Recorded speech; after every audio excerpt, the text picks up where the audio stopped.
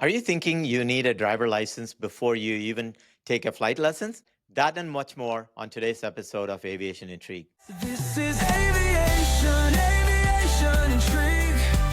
So, we'll talk about some of the common myths that we hear about in aviation, and we'll start with learning how to fly. I get a lot of inquiries about this, and about half the people think it's really easy. Okay, in a few days, you can learn to operate an airplane. Not too much like learning how to drive a complicated boat. On the other end of it, a lot of people think that it is incredibly hard, that it takes months and months and months, and there's all kinds of math involved and all kinds of tests you have to take. And while there's a little bit of that, that's not quite the case. Yeah, so myth number 1A is flying to fly is easy. Myth number 1B is flying to fly is a lot hard. And honestly, Somewhere in the both are middle. sort of true, both are sort of wrong. Yeah, and we'll start with the very very easy, that in a few days you can learn to operate an aircraft. In some ways, that's kind of true when you talk about getting to your first solo, right, Gopal? Yeah, so I've actually flown with some pilots, especially, I dare I say, young pilots. Somehow intuitively, they know how to fly and they can operate the basic part of flying very quickly. But learning to fly is a lot more than being able to keep the plane flying level. Yeah, a lot of people have some idea about the basic flight controls. Okay, you can go up and down, left and right, and that's something that you can actually pick up on in terms of the motor skills in a few days.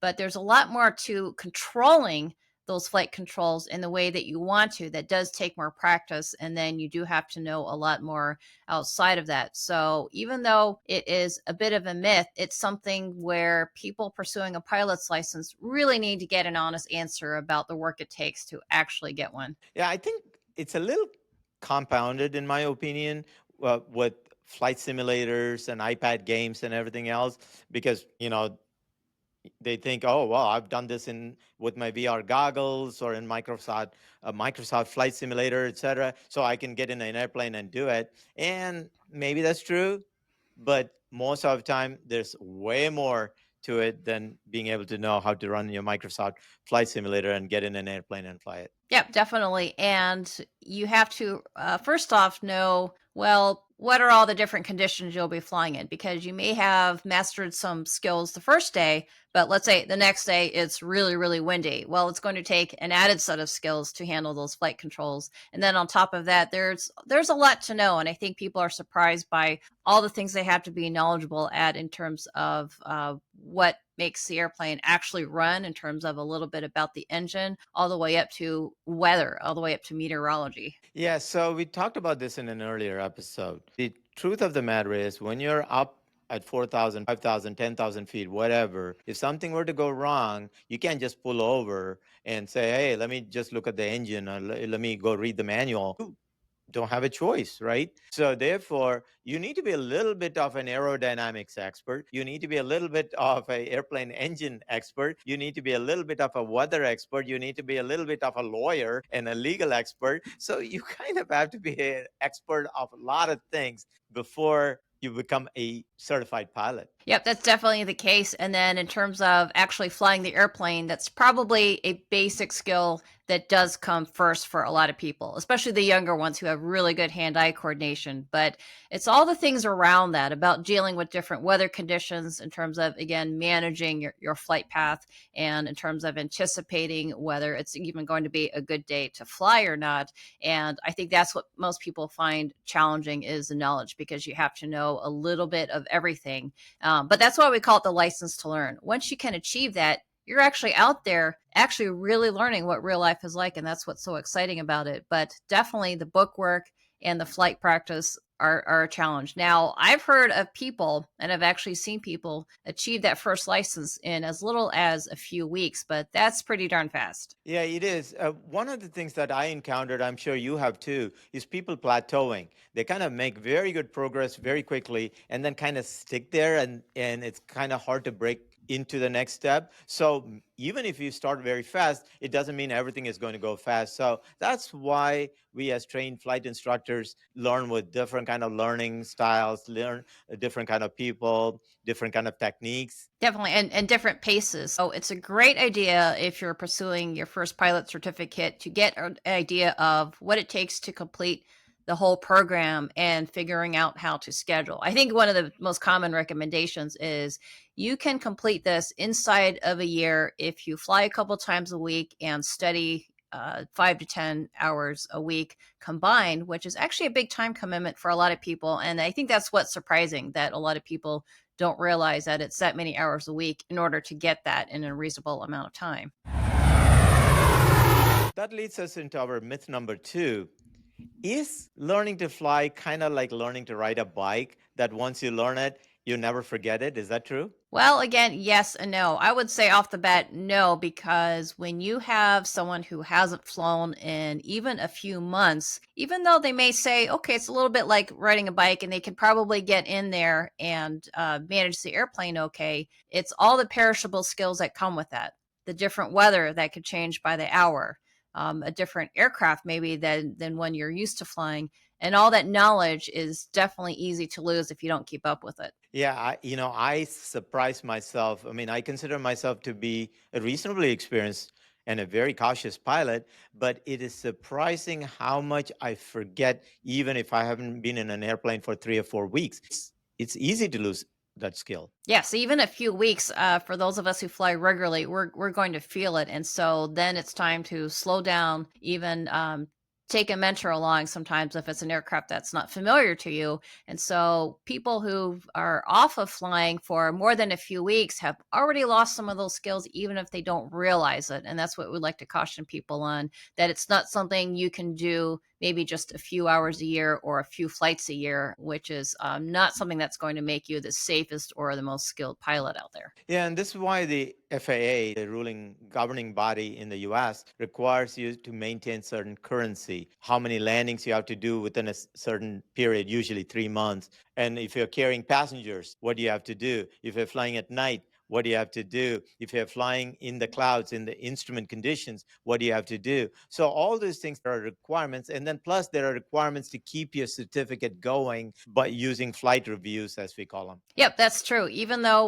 once you're certificated, you're always a pilot, except that maybe your flying privileges could expire because we mentioned the flight review. It is required that every 2 years you go up with a flight instructor to reassess your skills. There's a lot of talk about that not being nearly often enough. And so if you're thinking that this is going to be like riding a bicycle, I think you're finding out that it's a little different from that.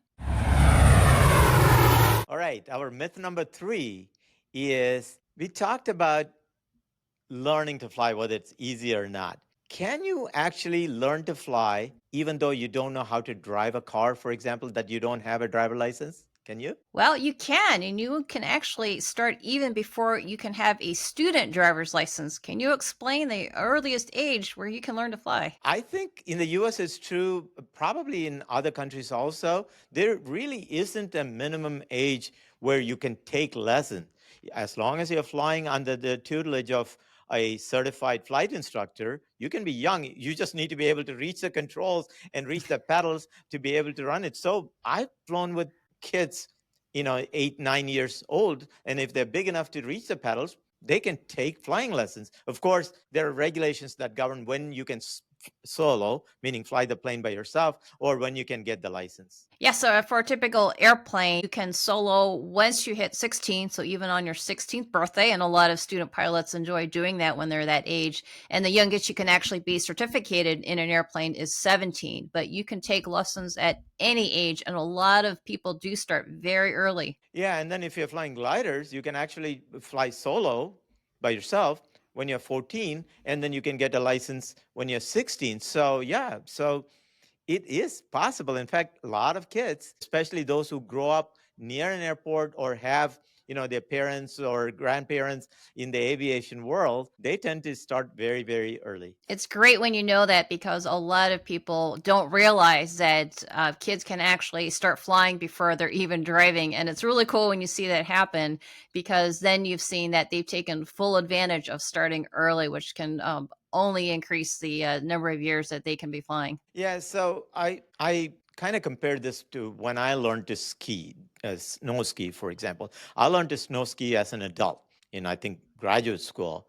And when you're older, certain fears, rational fears and then irrational fears set in, and you kind of are your own bottleneck, if you will. But when you're young, you don't have that inhibitions, you don't have that fear. So and you don't have any baggage of how do you think you should do it. So I think younger kids, especially those who start early and have the aptitude, can learn faster and without developing, let's say, bad habits. That's definitely the case. I've noticed with younger students, not only are they very open to instructions so that you can teach them the right way right off the bat, they learn quickly and they're also willing to get out of their comfort zone a little bit more than older adults. And so, either way, it's really about the pacing and knowing what the next step is and what to expect. Yeah, if you did start early, just take your time, get it right, and then when you reach the legal age to be able to solo or get a pilot certificate, you can do that and you'll be ready. The next myth, number 4, is about air traffic control. And we have discussed air traffic control several times in Aviation Intrigue. Do you need permission to be able to take off and land and go? Or can you just take your airplane and go and then notify where you're going or get landing permissions if and when you need it? Even better, in a lot of places around the country, you don't even have to notify anyone that you've even gone in the first place. And so we talked about the fact that just a very small minority, generally the larger airports, are the ones that have full air traffic control services and control towers where you do need permission to take off and land and even approach the airport area. But there are thousands and thousands of airports and airspaces where you do not. And so, in personal flying, especially, you can literally fly around all day, all night long across the country without talking to anyone or even letting them know that you're going to an airport. Yeah, we mentioned this in a couple of episodes actually, that it is actually possible for you to go cross country one coast to another without ever talking to an air traffic controller, without ever getting anybody's permission, or let alone you don't even have to notify people. You just kind of do it. Now, it is always safer to get the notification and speak on the radio. I think we talked about that in our road trips in the Sky episode. But yeah, there's something liberating about it. At the same time, there's a safety net of being able to talk to air traffic controller. Yes, definitely. And now we have some silent tools out there that do add that level of safety if you want to have those days where you just want to go fly around and not talk to anybody. So we talked about having a GPS as either a backup or a main ways of navigating. So it's very, very hard to get lost these days. And there's also the transponders we talked about on airplane that emit beacons. And now that that's more required around the United States, it's actually easy to find where aircraft are online, even though you maybe haven't filed a flight plan with air traffic control or aren't talking to anybody. So it's still possible, but you have a safety net there all along, which is pretty neat if you think about it. Yeah, and picking back a little bit on the iPad and the GPS that we have talked about in previous episodes, it is possible for us to plan and file, if you will, a complete flight plan simply directly from your tablet device or an iPad device. So you don't have to make a phone call, you don't have to talk to anybody. You can do all these things electronically, and when you're up there, you can get all the clearances, and then you know all the frequencies, and you can do what you have to do. Yes, definitely. If you want to file a flight plan and let air traffic control know your route, just as just in case,